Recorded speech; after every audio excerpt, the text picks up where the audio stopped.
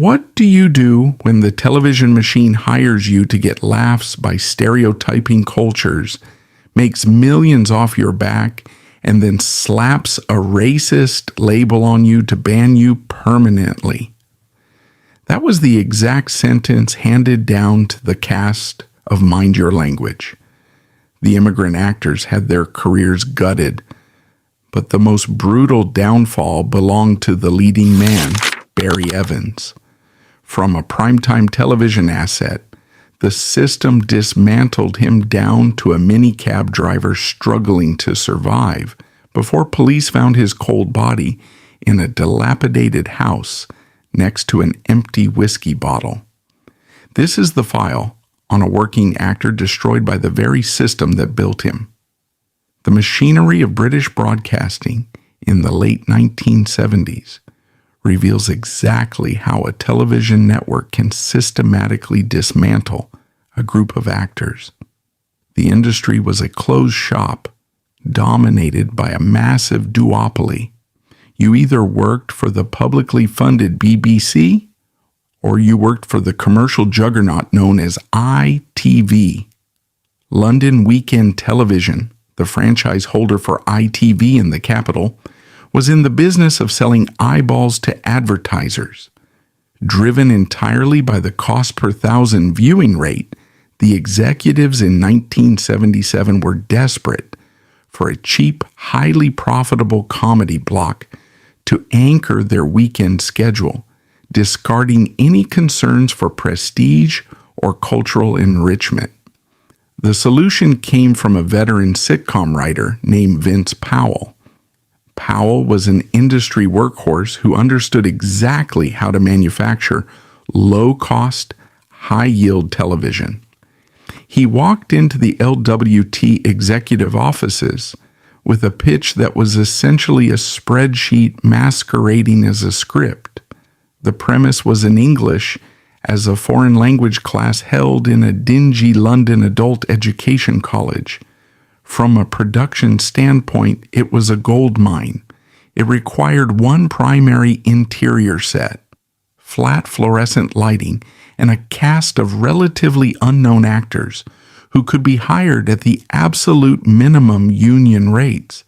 The network executives greenlit the project without a second of hesitation. They knew exactly what product they were pushing to the British public. The entire comedic engine of Mind Your Language did not rely on clever plotting or sharp dialogue. It relied exclusively on the weaponization of cultural prejudice.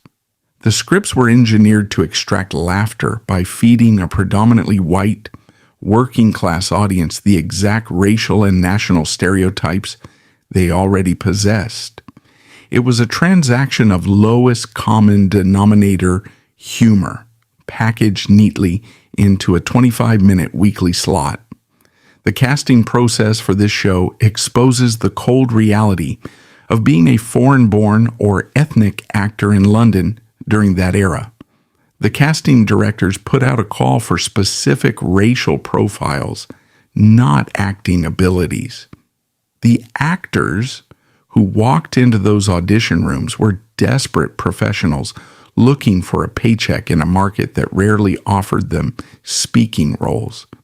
They were presented with sides of dialogue that reduced their entire cultural heritage to a single offensive punchline. If they wanted to eat, they had to play the joke. Albert Moses, a skilled actor originating from Sri Lanka, experienced this firsthand. The industry had absolutely no interest in his actual background or dramatic range. He was handed the role of Ranjit Singh, a Punjabi Sikh from India.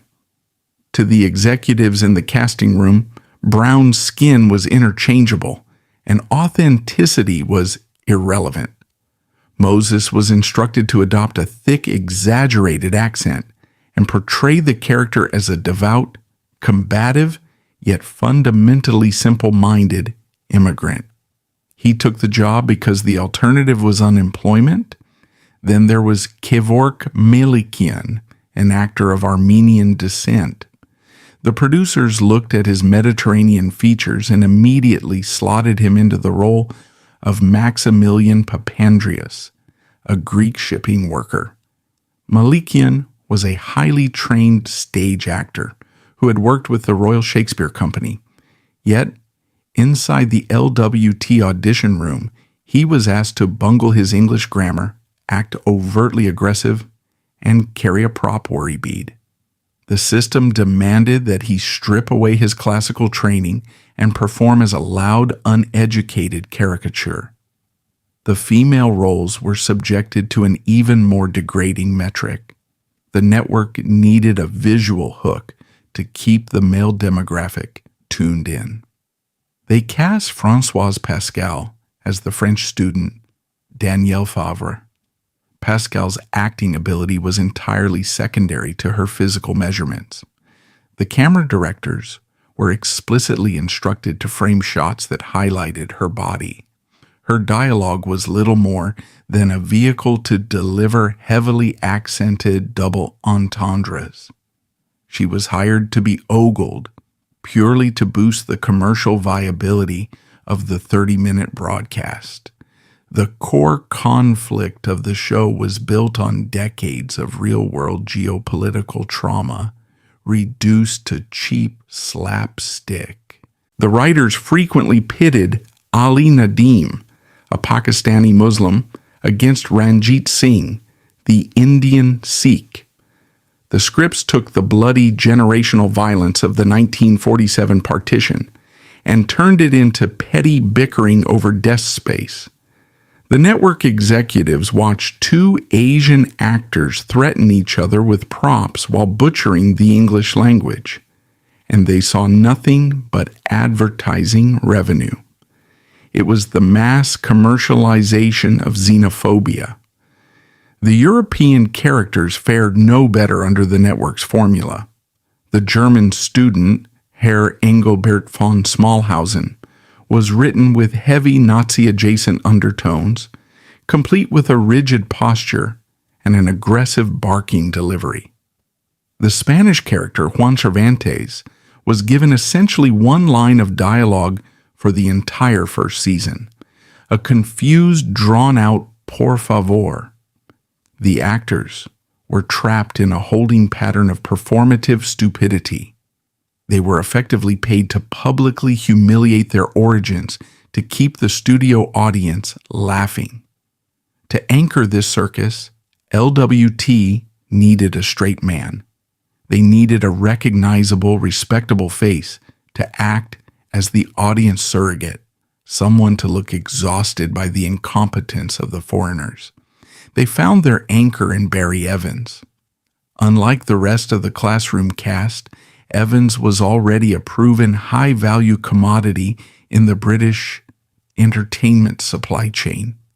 He was a homegrown talent with a legitimate pedigree that commanded respect in the boardrooms. Evans was a product of the prestigious Central School of Speech and Drama. He had broken into the industry through sheer grit, having been raised in an orphanage. He possessed a sharp comedic timing and an inherent charm that had already carried hit films like Here We Go Round the Mulberry Bush and successful television runs like Doctor in the House. Evans was a primetime leading man. When his agent handed him the script for Mind Your Language, he viewed it as another steady contract, a lucrative starring vehicle to keep his momentum going. He signed the contract to play Mr. Jeremy Brown, the earnest, long-suffering English teacher. Evans did not realize he was signing his own professional death warrant.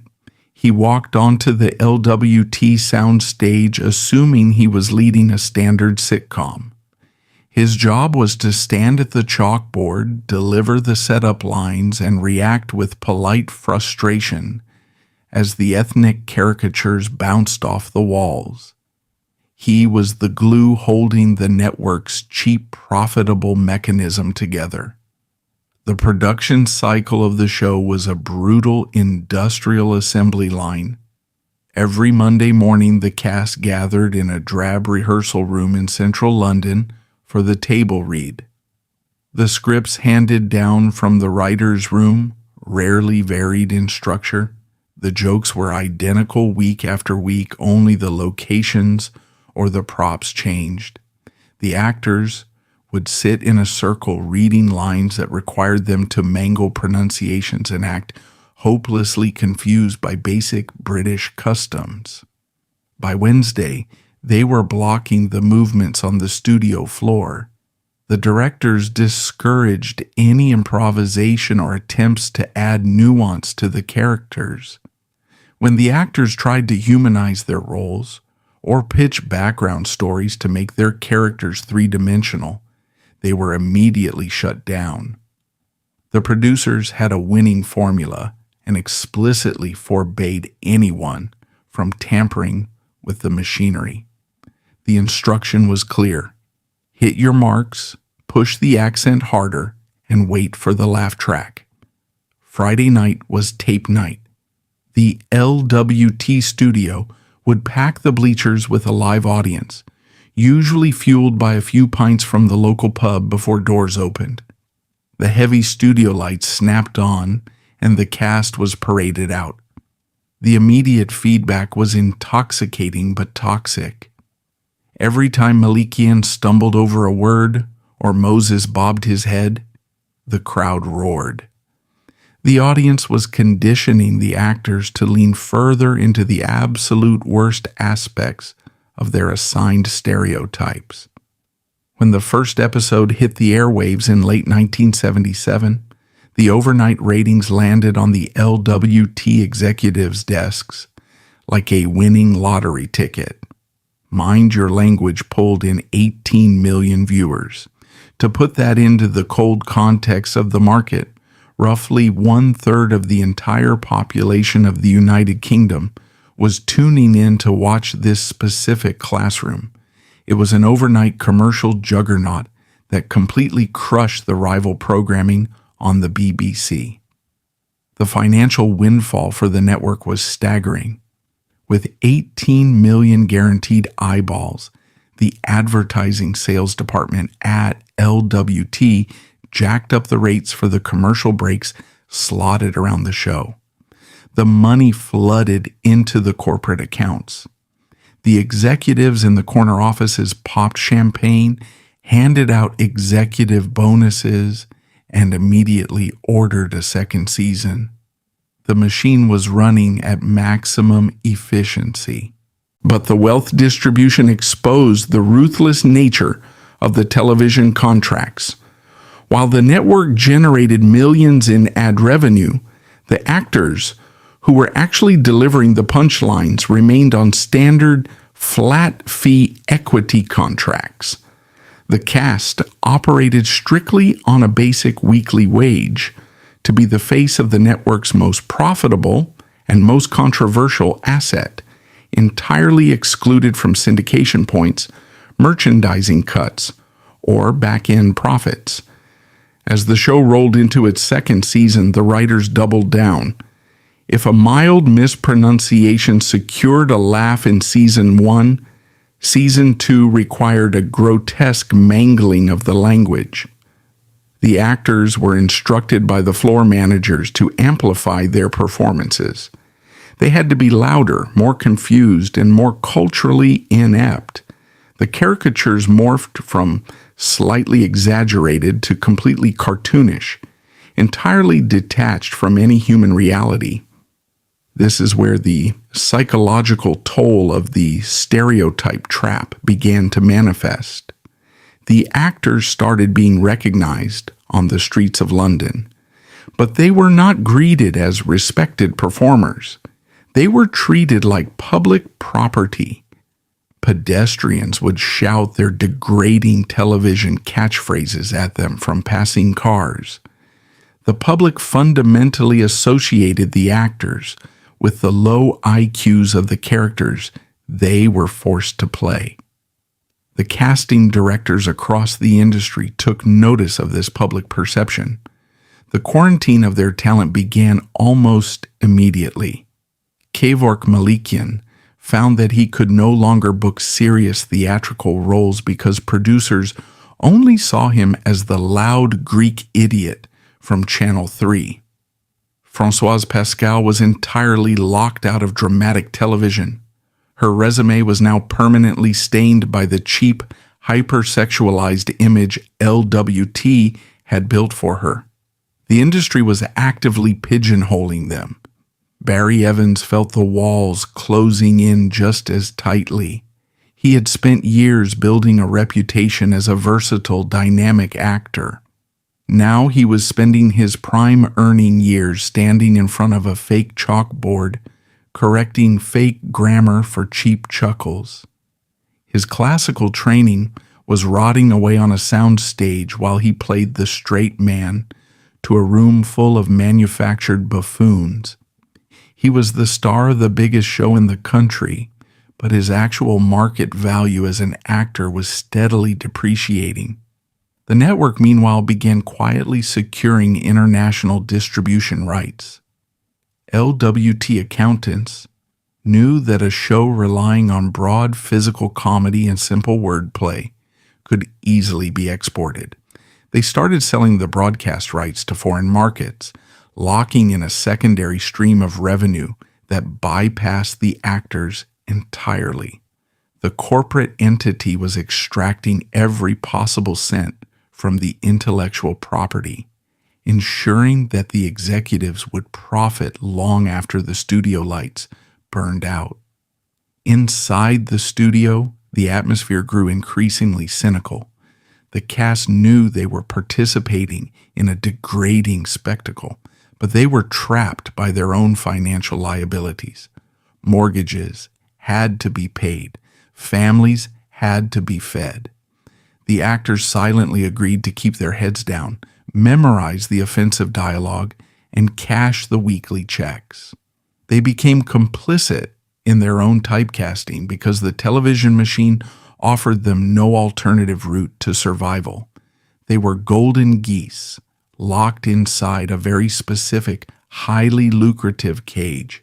As they sat down in the LWT offices to sign their contract renewals for the third season, they had no idea they were actively signing away the remainder of their professional lives. The money was still flowing, the ratings were holding, and the executives were still smiling. But outside the sealed environment of the television studio, the cultural landscape of Britain was beginning to fracture, and the executives were already preparing to cut the cord the moment the liability outweighed the profit.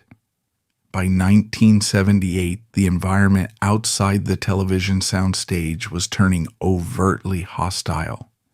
The United Kingdom was plunging into the winter of discontent, a period defined by massive labor strikes, severe power cuts, and economic paralysis. Trash piled up in the streets of London, and inflation was eating away at the working class wallet.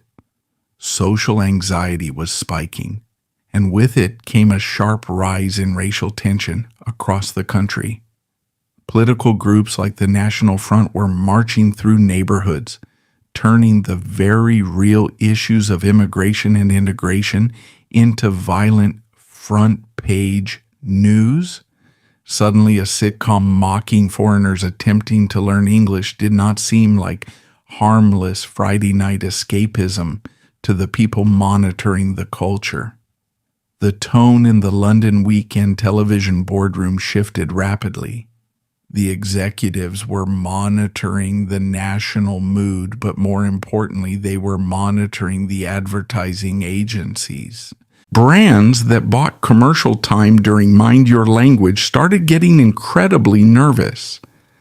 The companies selling soap, cars, and cereal did not want their products sandwiched between jokes that were now triggering real-world political protests and newspaper editorials. Advertisers began demanding a safer, sanitized environment for their marketing budgets. The 18 million viewers meant absolutely nothing if the ad buyers refused to pay a premium for the commercial slot.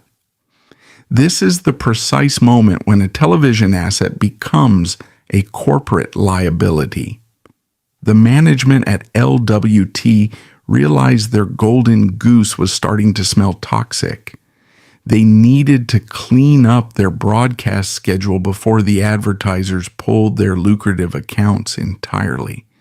The old guard of executives, the men who had originally greenlit the show and pocketed the production bonuses, suddenly quieted down. They needed a new strategy, and more importantly, they needed a new face to execute the pivot. They needed someone ruthless enough to terminate a massive hit show and savvy enough to spin the cancellation as a moral victory for the network. In 1979, the network installed Michael Grade as the Deputy Controller of Entertainment. Grade was a formidable operator, born into a powerful theatrical family, who understood the ruthless mechanics of the entertainment business better than anyone in the building. His mandate was clear: modernize LWT's output, attract a higher income demographic, and eradicate anything that looked cheap or politically risky.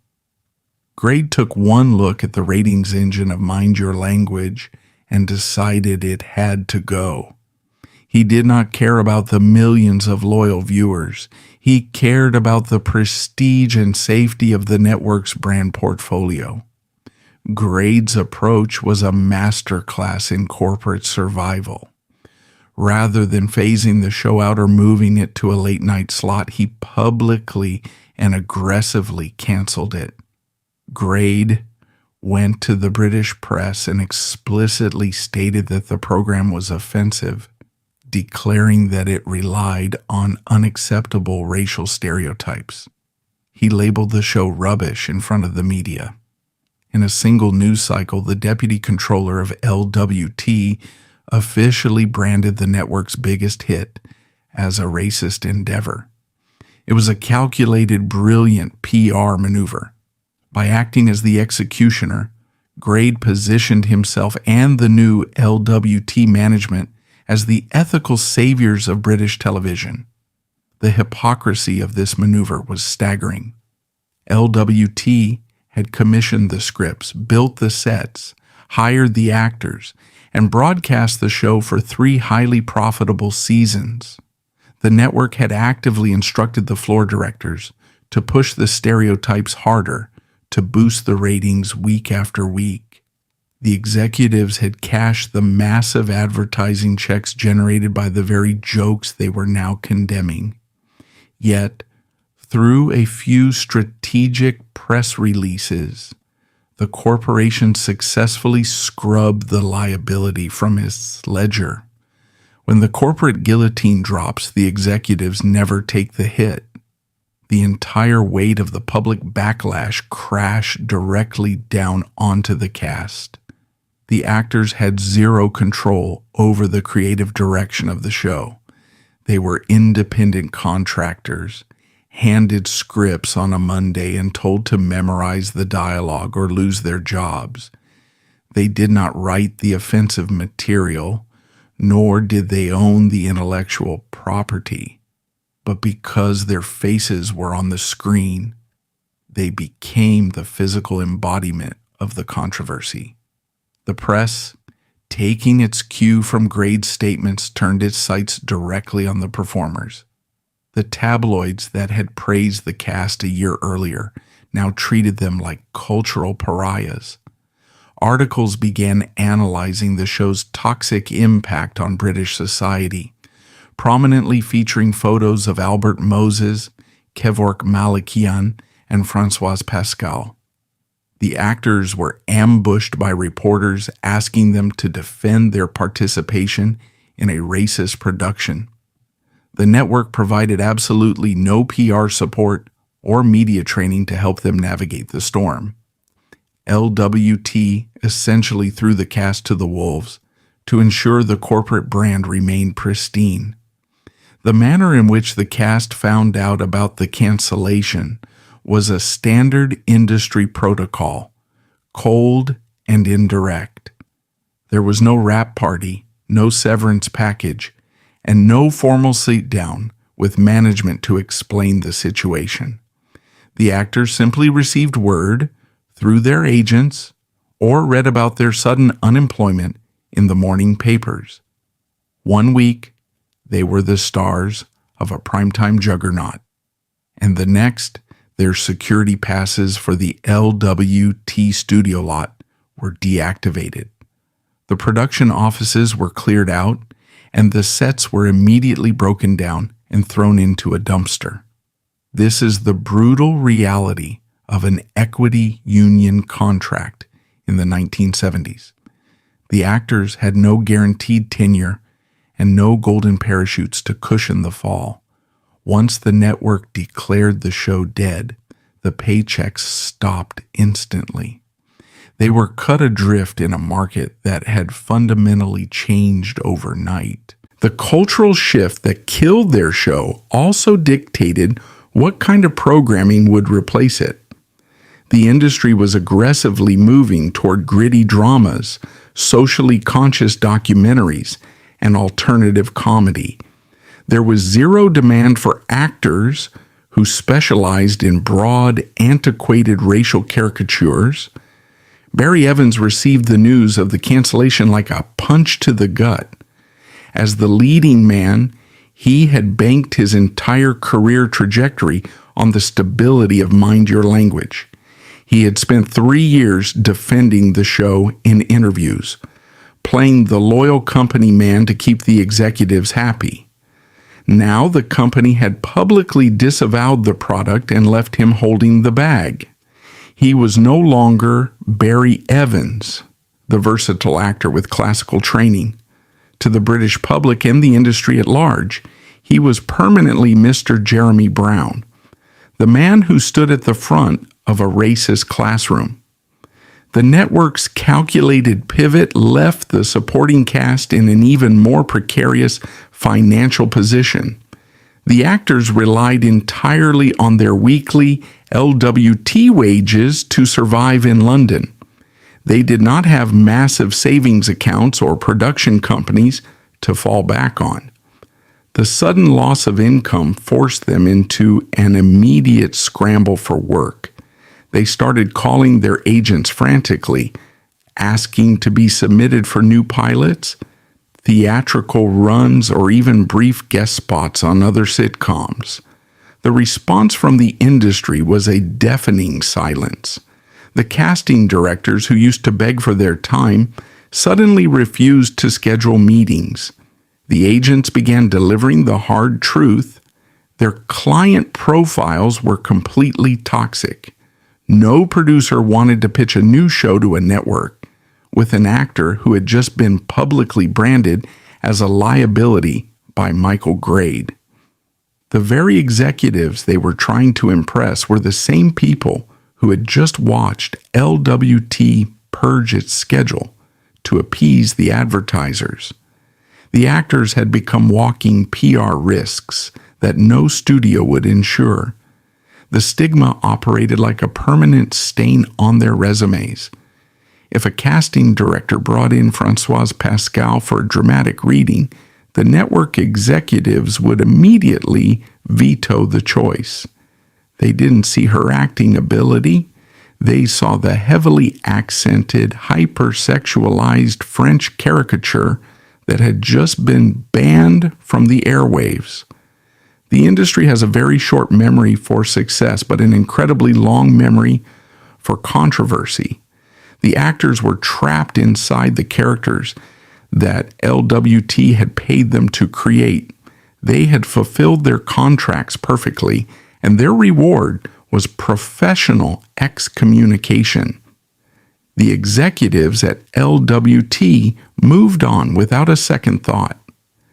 Michael Grade was hailed as a visionary executive who had successfully modernized the network's image. He was promoted, eventually moving on to highly lucrative positions at both the BBC and Channel 4. The writers of the show continued to sell scripts and collect royalties from other intellectual properties. The corporate machine absorbed the hit, rebranded itself, and immediately started churning out new content for the advertisers. The executives kept their company cars, their expense accounts, and their industry standing. Meanwhile, the actors were left to deal with the psychological and financial fallout of their sudden obsolescence. They were forced to watch the network that had exploited them seamlessly transition into a new era of broadcasting. LWT actively promoted its new socially responsible programming slate, using the corpse of Mind Your Language as a stepping stone. The network's PR department effectively weaponized the cancellation, pointing to it as proof of their progressive corporate values. The actors were the necessary collateral damage in LWT's moral rebranding campaign. The financial reality of the situation set in quickly. The actors still had mortgages in London, families to support, and tax bills to pay. As the months ticked by with no new auditions and no income, the panic took hold. They had been the most recognizable faces in the country just a few months prior. Now they were slipping rapidly out of the middle class.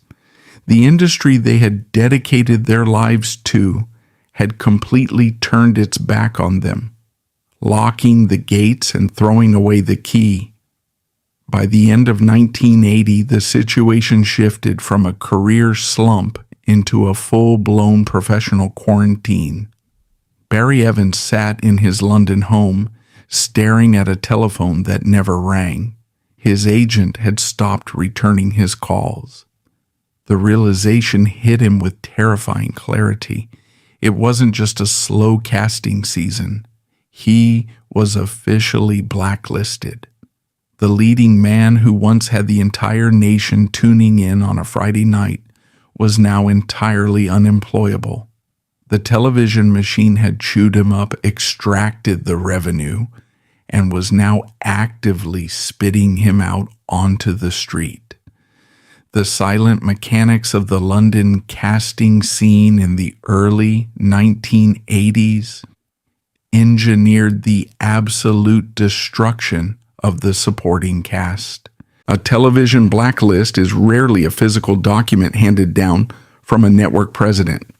It operates as a silent industry-wide consensus inside the cramped casting offices of Soho. When an actor's agent mailed a physical headshot for a new gritty drama or a police procedural, the casting assistant immediately recognized the face from the canceled LWT sitcom. That headshot went straight into the trash bin without a second glance. The producers did not even bother calling the agents back to pass on the talent. It was a complete, coordinated industry freeze-out. The British television market was small, highly centralized, and controlled by a tight circle of executives who all drank at the same private clubs.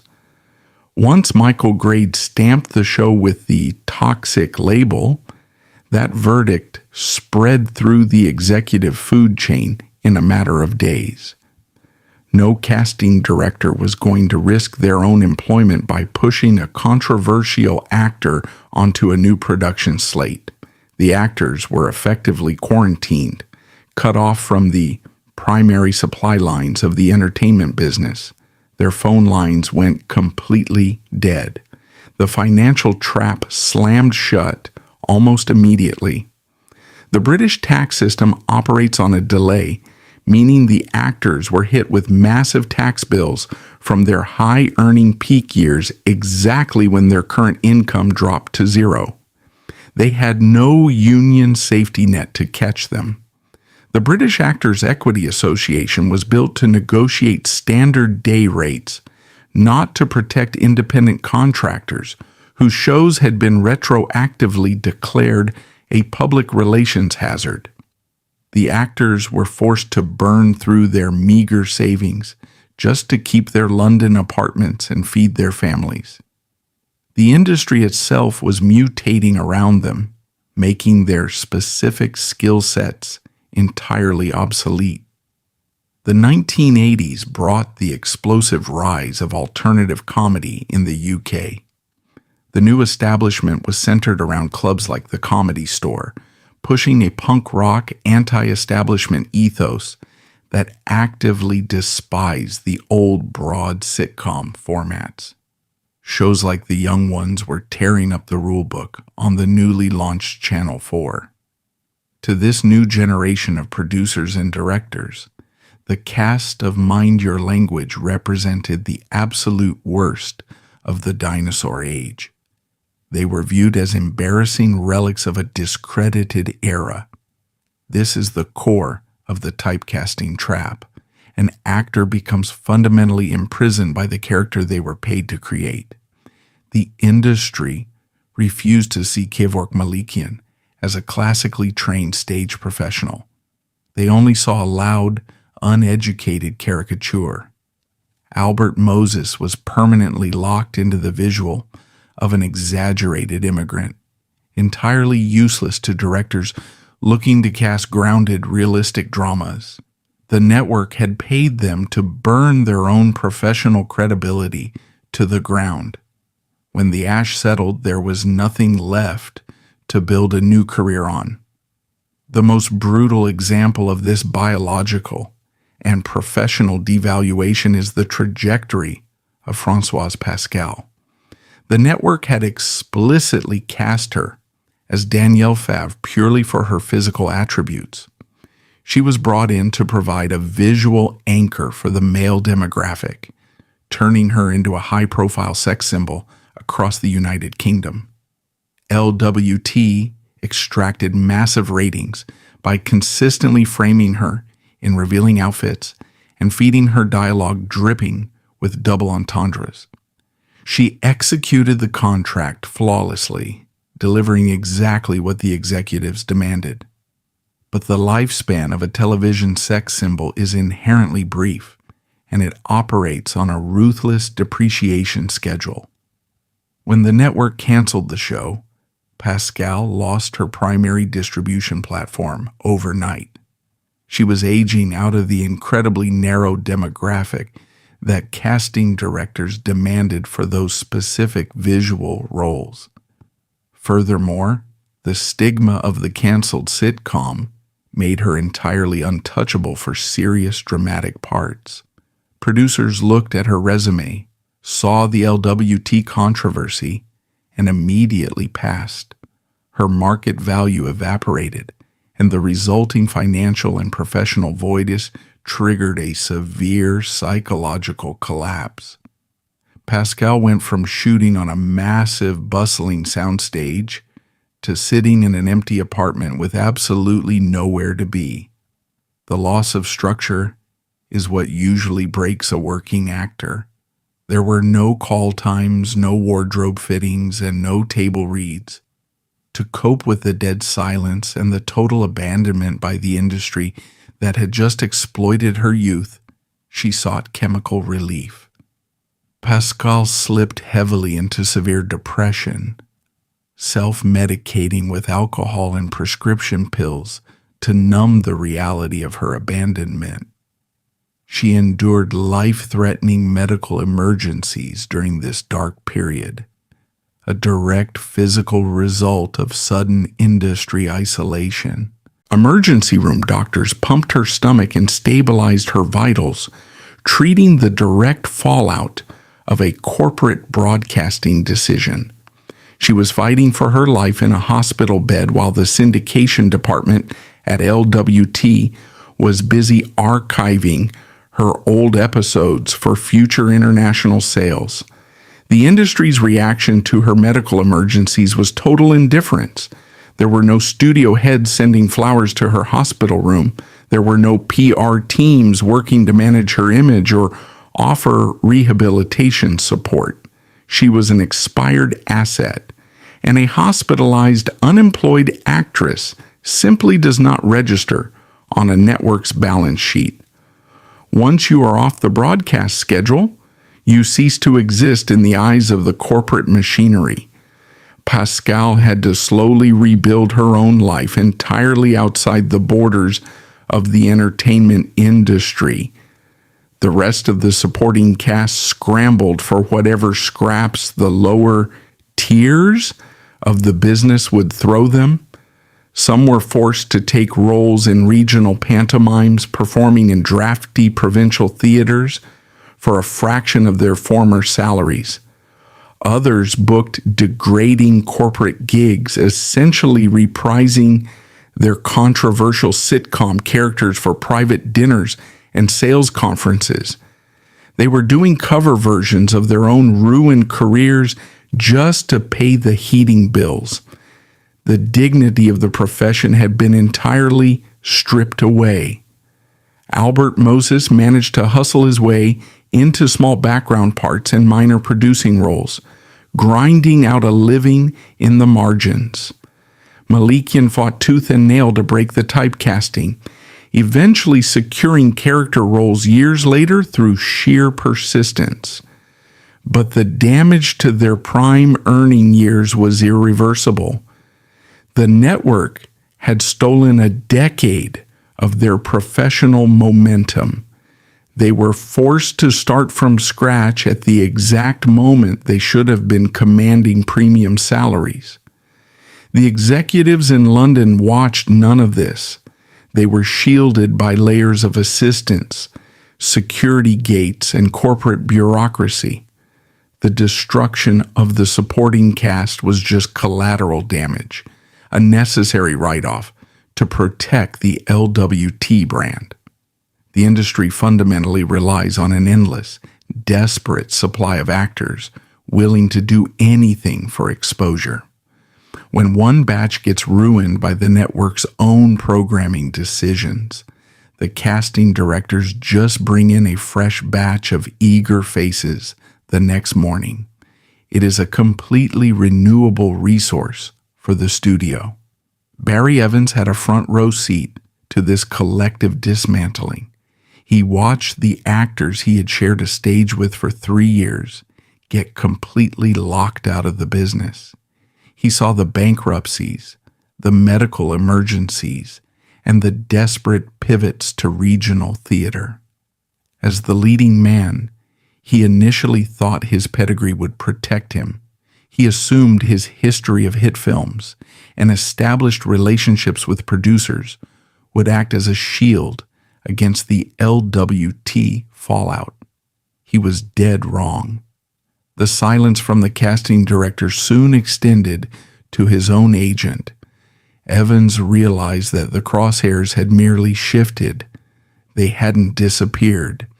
He was the face of the classroom, the central pillar of the controversial property. As his bank accounts began to drain and the reality of the blacklist closed in around him, Evans faced a stark, terrifying calculation. The television machine was not just going to ignore him, it was preparing to starve him out entirely. When the LWT controversy detonated, Evans initially assumed his established track record would act as a blast shield. He had already anchored successful sitcoms like Doctor in the House and starred in significant culturally relevant feature films like Here We Go Round the Mulberry Bush. In the brutal mathematics of Hollywood and British television, a strong resume usually buys a performer a second chance or at least a graceful pivot. But the rules of the game change completely when a network actively brands a specific property as socially toxic. Evans did not just have a commercial flop on his hands, he was the face of a certified public relations disaster. The industry did not see a versatile actor anymore. They saw a walking lawsuit waiting to explicitly damage their own brands. The professional isolation began within his own representation. The phone calls with his agent grew shorter before the agency quietly cut ties, dropping him from their roster. Broadcasters had explicitly warned independent production companies against submitting packages featuring anyone associated with the canceled LWT sitcom. Evans was no longer a leading man. He was an active brand risk, permanently quarantined from the Soho casting scene. In the entertainment sector, you are only hired if you solve an immediate problem for a producer. You bring a guaranteed audience, you elevate a weak script, or you help secure international financing. Barry Evans now represented the exact opposite of a solution. He was an active, volatile brand risk.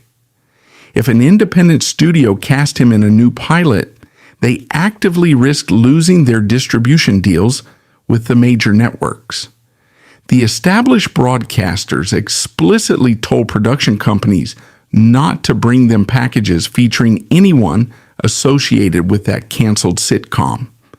Evans was considered radioactive, and the quarantine protocols in the Soho casting scene were absolute and totally unforgiving.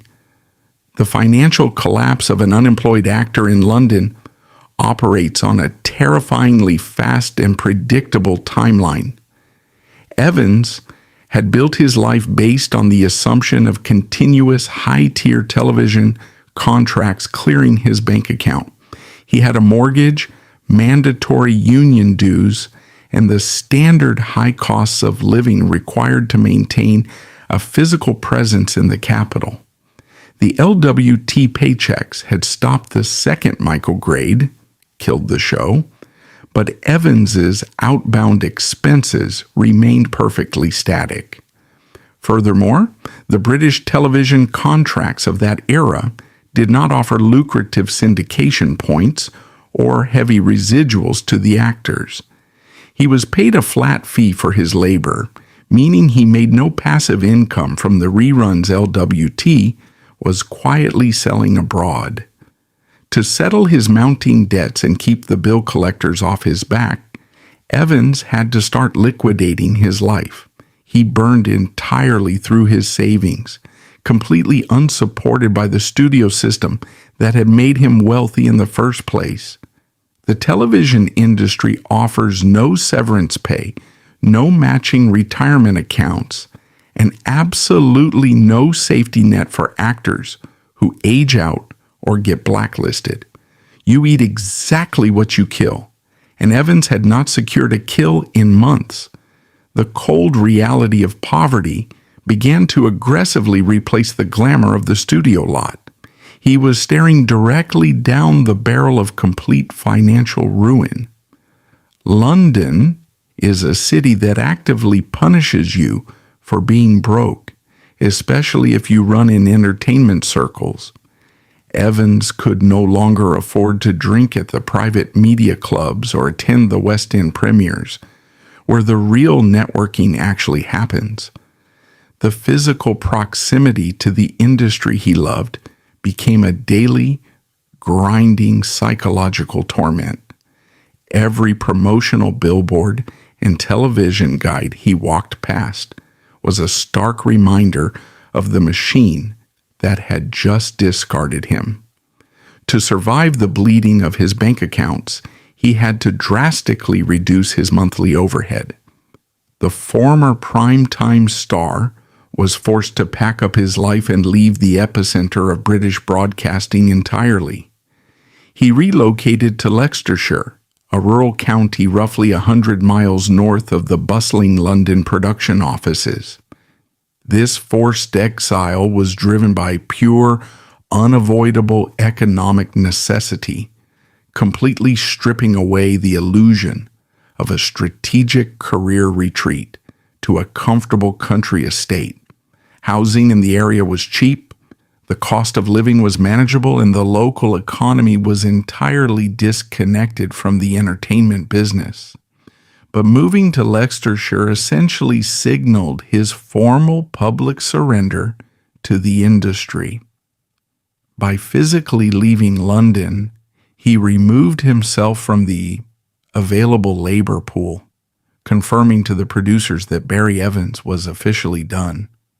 With his acting career systematically destroyed Evans needed hard cash just to keep the lights on and buy basic groceries. He possessed absolutely no other commercial skills. His entire adult life had been spent analyzing scripts, finding his light, and hitting marks on a soundstage. He could not transition into a corporate boardroom or a standard desk job. So he applied for the lowest barrier entry job available in the rural Midlands economy. The former national television star secured a local license and became a working minicab driver. It was the ultimate humiliating demotion to the absolute bottom of the labor supply chain. To survive, the former primetime star secured a local license and became a minicab driver in Leicestershire. Working brutal 12-hour shifts, Evans faced the daily reality of passengers instantly recognizing him from his television peak. He was constantly forced to explain his sudden disappearance from broadcasting to absolute strangers for the price of a cheap cab fare. The physical exhaustion of the nocturnal shifts, combined with the daily humiliation of reliving his professional execution, actively accelerated his decline. The stress of this massive involuntary downgrade began to heavily manifest physically.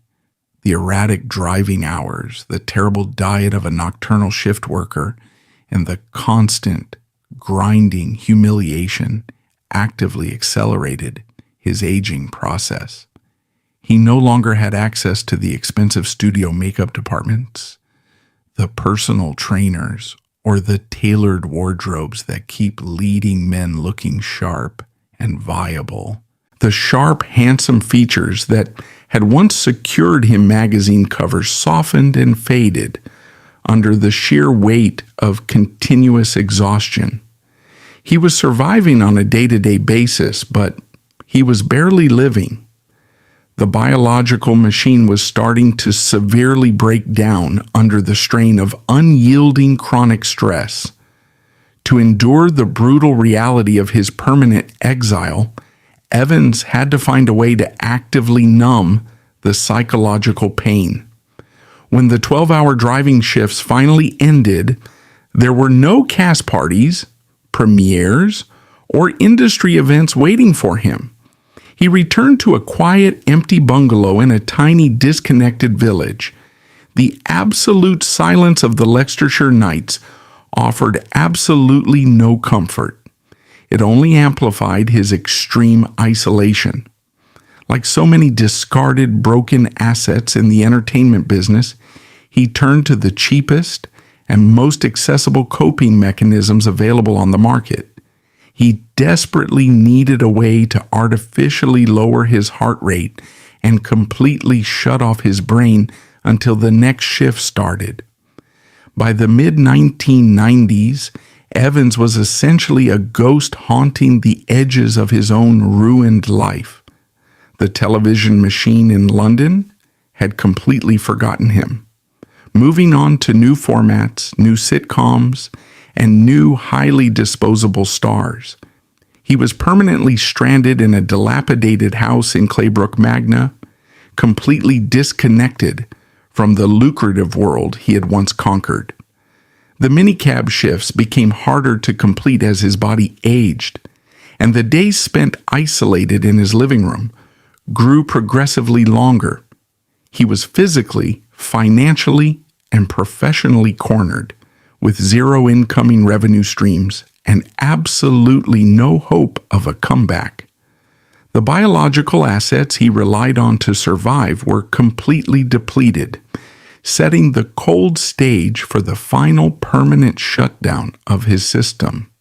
The physical geography of Claybrook Magna in February 1997 offered no comfort to a man entirely disconnected from his former life. It is a small, quiet village in Leicestershire, built on routine and strict privacy. The winter months in this part of the Midlands are notoriously harsh, marked by freezing temperatures and early nightfalls that aggressively limit social interaction. For Barry Evans, this environment was the final containment zone. He had completely ceased functioning as a public entity, retreating entirely behind the walls of a severely dilapidated bungalow. The house itself mirrored his internal collapse, with peeling paint, unkempt grounds, and windows that remained permanently shuttered against the outside world. In the final weeks of his life, the silence inside that property became absolute. He was completely off the grid. The telephone lines that once connected him to powerful agents and network executives were dead, and the local minicab dispatchers had stopped calling his number. The biological reality of chronic isolation is that the human body eventually mirrors the external neglect.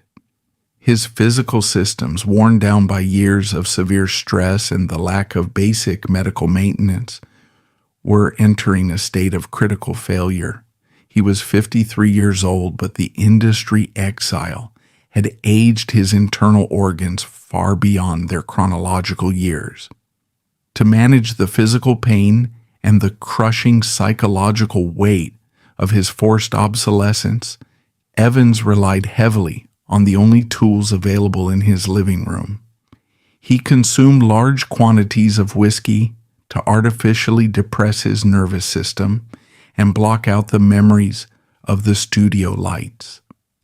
Alongside the alcohol, he heavily utilized over-the-counter aspirin to manage the physical aches of a body breaking down. This specific chemical combination is highly toxic. The alcohol compromised his liver function, while massive doses of aspirin aggressively thinned his blood. By the second week of February, his complete absence finally triggered a minor logistical alarm in the local community. The standard mundane mechanism of rural neighborhood watches and missed local appointments prompted action. Entirely devoid of any intervention from concerned studio executives or former castmates, a call was placed to the Leicestershire Constabulary requesting a standard wellness check at his address. The police dispatchers routed a patrol car to the bungalow, treating it as a routine call for an unresponsive resident. When the responding officers pulled into the driveway, the immediate visual assessment indicated severe, long-term neglect. The property was frozen in time, with mail piling up at the door and absolutely no signs of recent activity or heating inside the structure. The officers followed standard protocol, knocking heavily on the front door and announcing their presence to the empty yard. When they received no response, they checked the perimeter and found no signs of forced entry or structural damage to the windows. They made the operational decision to breach the front door and physically enter the premises. The atmosphere inside the bungalow was freezing, matching the severe winter temperatures outside. The heating system had been off for days, and the air was completely stagnant.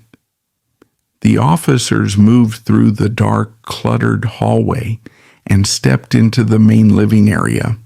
The scene they encountered was completely devoid of any dignity or Hollywood legacy. They discovered the cold, unresponsive body of Barry Evans, situated amidst the wreckage of his final days. The immediate environment surrounding him painted a stark, undeniable picture of his coping mechanisms. The floor and tables were littered with multiple empty whiskey bottles. Scattered alongside the glass were numerous empty packets of aspirin. The police immediately secured the premises, shifting their operational status from a simple wellness check to the containment of a potential crime scene. The standard uniform officers stepped back and requested the presence of plainclothes detectives and a county medical examiner. The initial physical examination of the body revealed a deeply concerning anomaly that complicated the narrative. The officers discovered a significant, unexplained laceration on Evans's head. This physical trauma immediately changed the trajectory of the investigation. A sudden passing surrounded by alcohol and pills strongly suggests a medical event, but blunt force trauma introduces entirely new variables. The detectives had to instantly consider the possibilities of a fatal fall, a sudden physical altercation, or a violent home invasion. The crime scene investigators began processing the bungalow with meticulous, cold efficiency. They photographed the positioning of the bottles, measured the distance between the body and the surrounding furniture, and dusted the entryways for foreign fingerprints. They specifically analyzed the blood evidence related to the head wound to determine the exact point of impact. However, the physical layout of the room offered no clean narrative. There were no obvious signs of a struggle, no overturned furniture to indicate a fight, and absolutely no evidence that anyone else had been inside the locked property. The forensic pathology process began the next morning. The medical examiner's primary directive was to isolate the exact biological mechanism that caused his systems to permanently shut down. They drew blood and tissue samples for comprehensive toxicology screens to measure the exact concentrations of alcohol and salicylic acid in his bloodstream. The internal examination revealed the severe compounding damage caused by his daily self-medication. His organs were heavily compromised, showcasing the long-term physical toll of his complete industry abandonment. The coroner then focused entirely on the laceration on his skull. They needed to determine if the blunt force trauma was the primary cause of his demise, or merely a secondary injury sustained during a separate medical event. The pathology report noted the depth and angle of the wound, attempting to match it against the sharp edges of the furniture found in his living room. The working theory was that he had suffered a massive physiological failure, perhaps a stroke or a sudden cardiac event triggered by the chemical toxicity, and struck his head violently on the way to the floor. Despite the rigorous application of forensic science, the evidence remained stubbornly inconclusive. The toxicology report confirmed heavy consumption of alcohol and painkillers, but the levels were not definitively immediately lethal on their own. The head wound was severe, but the pathologist could not definitively prove it was the singular factor that ended his life. The science could not entirely rule out an accidental fall, nor could it completely eliminate the remote possibility of foul play, despite the lack of forced entry. The biological clues were simply too degraded and too ambiguous to form a solid, undeniable conclusion. This lack of scientific certainty forced the case into the formal British legal mechanism known as a coroner's inquest. In the United Kingdom, when a passing is sudden, unnatural, or unexplained, a coroner must hold a public hearing to legally establish the facts. The inquest for Barry Evans was scheduled in Leicestershire, far removed from the London courts where high-profile entertainment disputes are usually settled. The local coroner assembled the police reports, the crime scene photographs, and the final pathology documents to present the findings for the official public record. The hearing itself was a stark, depressing affair. The witness list did not include any powerful studio executives, famous directors, or prominent actors coming to pay their respects. The testimony was provided entirely by the responding police officers, the local detectives, and the county pathologist. They read dry, clinical statements detailing the squalid conditions of his bungalow and the exact measurements of his injuries. The legal system was completely stripping away his previous celebrity status, reducing his entire existence to a sterile timeline of his final, isolated hours. The coroner reviewed the comprehensive files and realized they had hit a legal dead end. The state could not definitively prove a specific sequence of events beyond a reasonable doubt. They could not rule it an accident because the head wound was highly suspicious. They could not rule it a deliberate act because the toxicology was inconclusive. They certainly could not rule it foul play due to the completely secure nature of the house. The legal framework required a definitive categorization, and the evidence simply refused to cooperate. Faced with inconclusive toxicology and an unexplained head injury, the coroner issued an open verdict. The state could not legally determine if the death was an accident, a fatal medical failure, or foul play. The case was formally closed without resolution, offering no answers to his family or the public, archiving Barry Evans as a problem that could not be categorized. His physical burial reflected this total systemic erasure. The funeral was a quiet, sparse event. The massive crowds that used to tune in to watch him perform on Friday nights were entirely absent. More importantly, the corporate entity that had generated millions of pounds from his labor sent absolutely nothing. There were no LWT executives standing by the graveside and no floral arrangements sent from the London syndication departments. The industry maintained a perfect, unbroken silence, ensuring their brand remained completely detached from the grim reality of his demise. While the dirt was being moved over his casket in a quiet Midland cemetery, the corporate machine in London was already executing its next maneuver. The executives did not pause their operations to mourn a discarded asset. The LWT accountants were actively reviewing their international distribution ledgers, preparing for the next quarter. They were calculating the incoming revenue streams from foreign markets. The human being was permanently gone, but his recorded image was still fully operational, setting the stage for the ultimate act of corporate scavenging.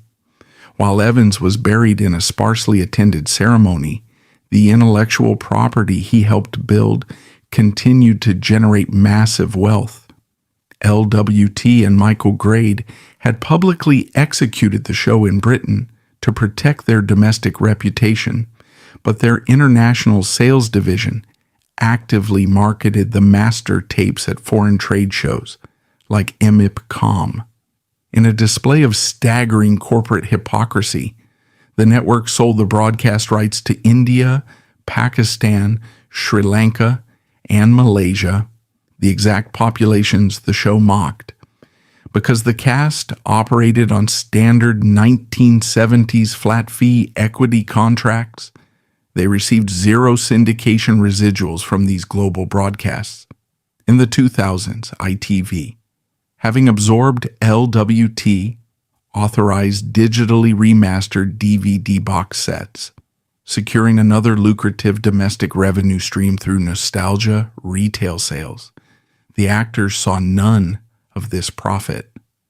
The executive who initiated the purge, Michael Grade, ascended to chief executive of Channel 4, chairman of the BBC, and secured a peerage as Lord Grade.